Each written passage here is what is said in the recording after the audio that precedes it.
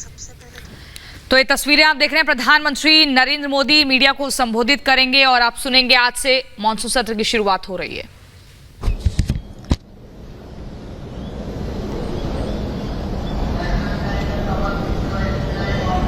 Monsoon सत्र में आप सबका स्वागत है। सावन का पवित्र मास चल रहा है और इस बार तो डबल सावन है और इसलिए सावन की अवधि भी जरा ज्यादा है और सावन मास पवित्र संकल्प के लिए, पवित्र कार्यों के लिए बहुत ही उत्तम माना जाता है।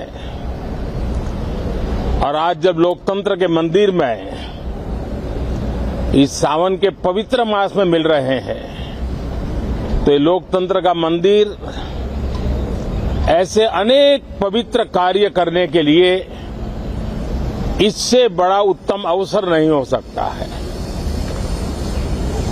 मुझे विश्वास है कि सभी माननीय सांसद मिलकर के इस सत्र का जनहित में सर्वाधिक उपयोग करेंगे।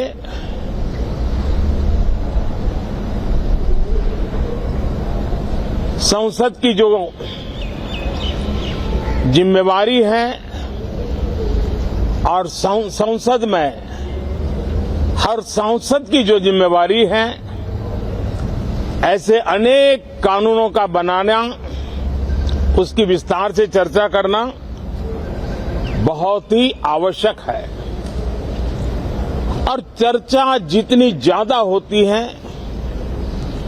चर्चा जितनी ज्यादा पैनी होती है, उतना जनहित में दूरगामी परिणाम देने वाले अच्छे निर्णय होते हैं। सदन में जो माननीय सांसद आते हैं वो धरती से जुड़े हुए होते हैं, जनता के दुख दर्द को समझने वाले होते हैं और इसलिए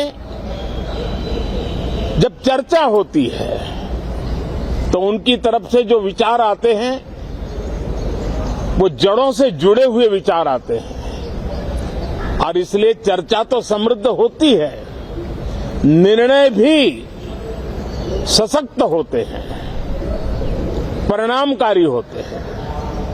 और इसलिए मैं सभी राजनीतिक दलों को, सभी माननीय सांसदों को इस सत्र का भरपूर उपयोग करके जनहित के कामों को हम आगे बढ़ाएं। ये सत्र अनेक रूप से महत्व का भी है क्योंकि इस सत्र में जो बिल लाए जा रहे हैं वो सीधे सीधे जनता के हितों से जुड़े हुए हैं।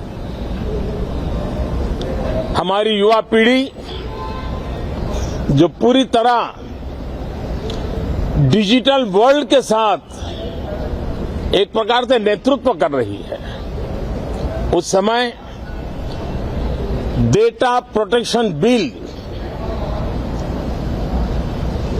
देश के हर नागरिक को एक नया विश्वास देने वाला बिल है और विश्व में भारत की प्रतिष्ठा बढ़ाने वाला बिल है। उसी प्रकार से नेशनल रिसर्च फाउंडेशन, ये बिल एनआरएफ नई शिक्षा नीति के संदर्भ में एक बहुत बड़ा अहम कदम है और इसका उपयोग अनुसंधान को बल देना, इनोवेशन को बल देना, रिसर्च को बल देना और हमारी युवा पीढ़ी जो विश्व के अंदर नए उपक्रमों के द्वारा विश्व का नेतृत्व करने का सामर्थ्य रखती है, उनके लिए बड़ा अवसर देकर के आ रही है। जनविश्वास बिल सामान्य मानवीय के प्रति भरोसा करना, अनेक कानूनों को डिक्रिमिनलाइज करना, इस मुहिम को आगे बढ़ाने वाला ये बिल उसी प्रकार से जो पुराने कानून है उनको खत्म करने के लिए भी एक बिल में प्रावधान किया जा रहा है। हमारे यहां सदियों से एक परंपरा रही है कि जब विवाद हो तो संवाद से सुलझाया जाए। मीडिएशन की परंपरा हमारे देश की बहुत सदियों पुरानी है।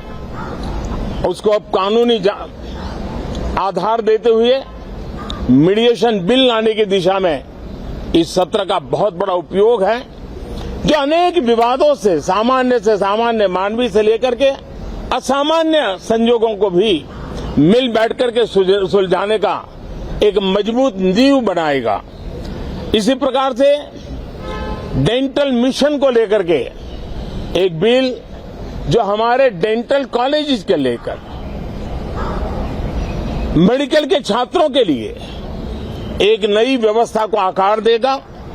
ऐसे अनेक महत्वपूर्ण बिल इस बार इस सत्र में संसद में आ रहे हैं। तब ये जनहित के हैं, ये युवा हित के हैं, ये भारत के उज्जवल भविष्य के लिए हैं।